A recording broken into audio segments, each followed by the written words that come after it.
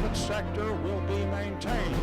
Someone's got to develop a product that you and I as a consumer are going to want to buy. The country needs a comprehensive energy plan. We don't know how long this will last. Welcome to this edition of For the Record. I'm John Stroh, and I'm pinch hitting today for Steve Miller, who's out on assignment. And today's guest is Tom Smith, candidate for the United States Senate from Pennsylvania. Tom, tell us about you've come through a pretty hotly contested Senate race. How's that prepared you for the general election? A primary race. Primary race. I'm sorry. No, that's fine. Well, I think it made us a stronger candidate. I really do. And there's nothing wrong with competition. We had a primary there. Yes, we wasn't the endorsed candidate, but we did well, and we won this primary, and I think it got us stronger for the general election. What's it been like for you, out on the trail? How have the crowds been? Crowds have been great, and John, no matter where I go, and we have been across this state many times, we're wearing out a lot of tires, meeting people. But what I'm finding is that people are concerned. They really, truly are. In fact, that concern is bordering on fear of where this country's headed financially. And no matter what they want to talk about, the overriding thing that is on their minds is the economy. Jobs, deficit spending, and the national debt. Those are the three things that everyone I find almost, that's what they want to talk about. That's what they want fixed. So. It seems like it's a different election year this year. There's that what people care about. It's extremely focused on jobs, economy, et cetera, et cetera, et cetera. John, it is, and it doesn't matter whether I'm talking to bankers, farmers, miners, co-owners. It matters not. They all have the same concerns, and it's regulations. They're all being just strangled to death with regulations where they can't run their businesses. And that has them concerned, and rightfully so. One of the things I want to talk about here, because we're right on mark with where we want to go with this conversation. One is, I want to talk about you a little bit here early on. And, one of the things I've noticed with you, and going through your bio and stuff, you never really wanted to get out on this campaign trail. I mean, this was not, I don't think that this was not your life goal to do this. John, yes, I don't need a new career. And I don't want to change careers. What I want to do is be part of the group that goes down and change Washington. And I have been a business person my entire adult life. I started running businesses when I was 20 years old. My father passed away, and he had a 400-acre farm and a small bus business. I ran that until my younger brother got old. He graduated high school, and he took the bus companies, and I went on to do what I wanted to do, which was get in the mining industry. Out in western Pennsylvania, I mean, coal was king out there 40 years ago. So my wife and I, we mortgaged the house, and in the late 80s, we started our own coal mining business. And over the years, we built one company into two, and then eventually into several. And at the end of 2010, we were producing 100,000 tons of coal a month and had 130 employees. John, to sum it up, I lived the American dream. Farm boy that knew how to work, could follow his dream and achieve success. And I see that opportunities for our children and grandchildren in jeopardy, which is why I got into this race. And that is the main reason. And I'm so happy I did. Would I rather be back on the 400-acre farm and playing with my 8 grandchildren, and number 9's due in October? Yes, but this is too important. We've got to protect those futures for the future generations. One of the things, looking through your bio, you mortgaged everything to start the coal company, and I think about that, and I think about that as, and I don't know that this is I don't want to label it, but being a little bit of a risk taker. To mortgage the farm or mortgage everything, that's a great risk. John, I believe wholeheartedly that fear is a great motivator. And until I sold those major companies of mine at the end of 2010, I did not realize that people sleep the whole night through. That was foreign to me. But no, it was a risk. But it's what I loved, and I was so blessed to have a wonderful wife that supported me. Our president not very long ago said that I didn't build it alone, my businesses, and He was partially correct, but the biggest person I have to thank was my wife, Sandy. I mean, she also had to sign to mortgage that house to get that business up and running. And was it easy? No. But through faith, hard work, and perseverance, we lived that dream.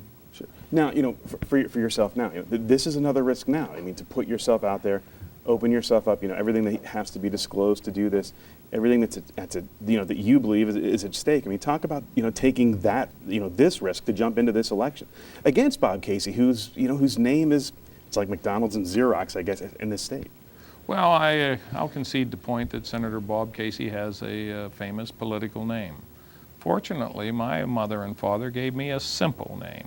I mean, you probably know another Tom Smith somewhere. Sure. But no, this was something that I had to do. Don't get me wrong, I have done very few things in my life spontaneously. Proposing to Sandy was one of the few. But no, I looked at this, where our country's going. I look at my children and all the young people in this country. No, this is a fight that has to be fought. And you know, my opponent, Senator Bob Casey, great guy. I'm sure he is. He just votes wrong. And you know what we're asking President Obama and Senator Bob Casey and people like them to do, grow this economy, that's a foreign concept to them. They've never ran a business. They're politicians. Whereas you take like Governor Romney and Ron Johnson from Wisconsin would be another great example. Mike Kelly from my end of the state. These are people that have ran businesses, see where we're going, and they're afraid of where the opportunities that their children and all our children is going to have. So they left their businesses, so to speak, to go to Washington to try to make a change so we can protect that dream for future generations. And you know, I've been asked many times, a 400-acre farm I still farm in Armstrong County. I've been asked many times by many newspaper people that come out, why are you leaving this? And the answer is simple. I'm leaving something I love for something I love even more. Great. That's a great point. When we come back, we're going to talk about Bob Casey and his record. We'll take a look at the latest polling information when For the Record returns.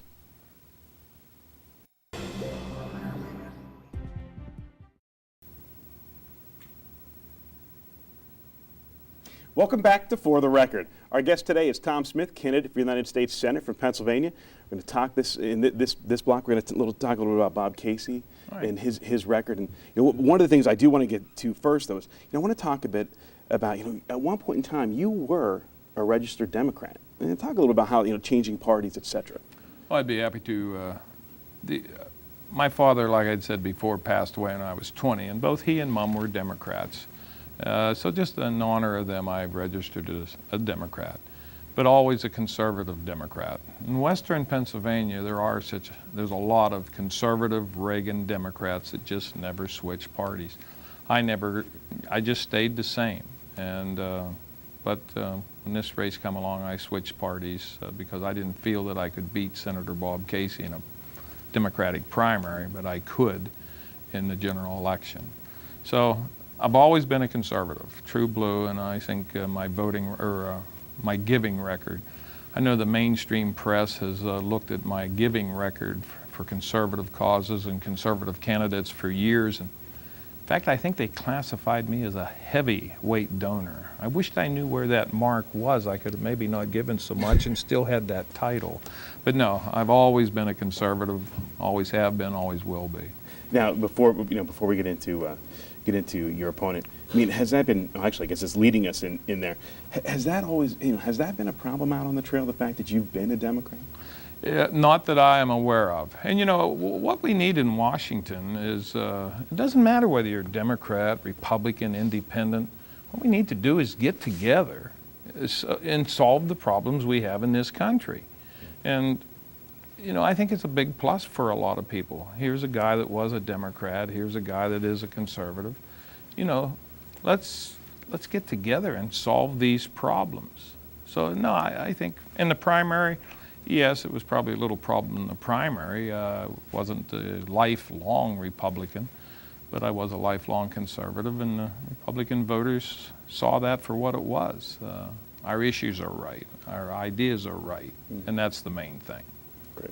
You know, in preparing for this, I looked at a Rasmussen poll from late July. Had you trailing 49, 49-38 with about 2.5 months to go. How do you make up that ground? Well, of course, any of these polls are just a snapshot in time. And I've seen polls were as close as 7, some more were down more. But what we're going to do is just follow our basic plan, and that is we're going to get Bob Casey's voting record out there. And there's a lot of things that, you look at any poll that's out there, Rasmussen, it matters not. Facts are these, that Senator Bob Casey cannot get over 50% approvability rating. And for a sitting United States Senator, that is huge. And we have some history on our side too. There hasn't been a there hasn't been a Democratic sitting United States Senator from Pennsylvania reelected in over 50 years. And I want to keep that going. But no, we will go just put Bob Casey's voting record. I will not attack Senator Bob Casey personally. I'm sure he's a fine person, and that's not what this is about. It's about how he has voted, and that's what we will put out there. And I'm confident that once that message is out there to the people, voters of Pennsylvania, that his numbers will fall, and we'll tighten this up and win it. Great. Getting to his record, at this moment, he stands at 0 for 324 pieces of legislation proposed. It seems to me you've got a lot of ammunition to shoot at, or a big target to shoot at when you're 0 for 324. Well, it just proves no one's perfect, doesn't it? But Senator Bob Casey is. He hasn't had one piece of legislation passed. But, we will also put out there that Senator Bob Casey voted for Obamacare. And a lot of people, and they're correct on it, he was the critical vote. They needed 60. That's precisely how many they got. If Senator Bob Casey had not been our United States Senator from Pennsylvania, we would not have Obamacare. But it goes deeper than that. He voted for Obamacare. He voted for the stimulus. He voted for the TARP. He voted for cash for clunkers. The list goes on and on and on. He has voted with President Obama and his agenda 95% of the time. So that being said, what makes Tom Smith different from Bob Casey? Well, I wouldn't have voted for Obamacare, and I wouldn't have voted for those things. But let me go on, John. There's some other things there, too, that we want to get out, and we will on the airways. Senator Bob Casey has also voted 7 times since he's been in office to raise the debt ceiling over $6.5 trillion, which our children are going to have to pay for. And in that same time frame, he has not once come forward with a plan on here is how we grow the economy. Here is how we cut deficit spending. Here is how we get this national debt. And as I stated before, it could be that he and President Obama, neither one knows how to grow the economy. Whereas people like Mitt Romney and myself, who's been in business, built businesses, understands the economy, we know what it takes. We will get that all out there. And I'm confident that the voters of the Pennsylvania will see that, because as I had stated before, their big concern, and rightfully so right now, is jobs. How do we get this economy going?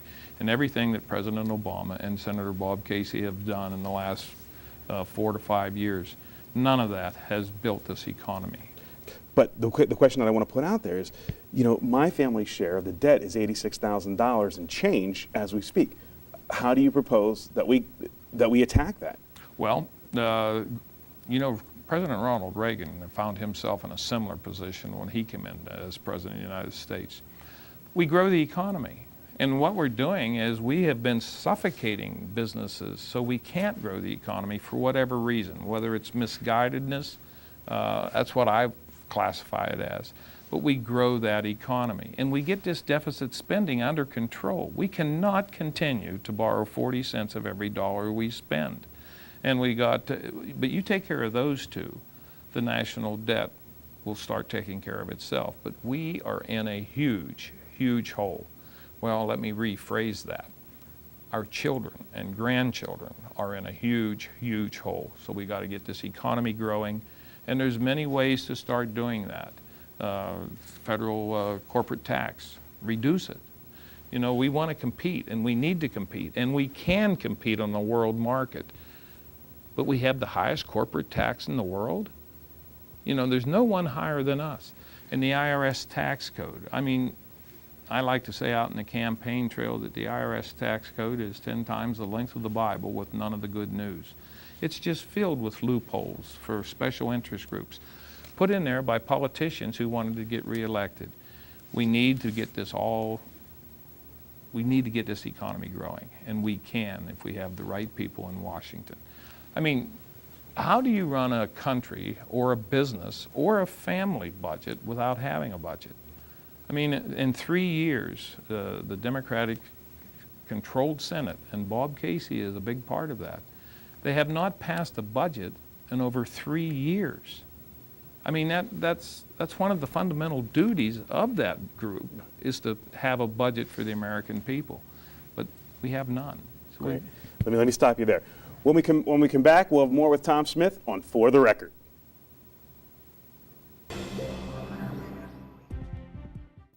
Welcome back to For the Record. Today's guest, Tom Smith, candidate for United States Senate from Pennsylvania. Tom, in our last segment here, you know, there's some ground that that I want to cover pretty quickly if we can. You know, we've talked about Bob Casey's record. We talked about those sort of things. What are some of the things that you want to get done if you win? Well, you know, that's a great question. I want to see Obamacare overturned. I want to see this economy growing like we talked before. I want to get some of the government regulations that's just strangling businesses brought under control and put back. You know, a lot of politicians say, well, we need to get government out of the way. Well, just saying those words won't accomplish it. We actually do need to get the federal government reined back in.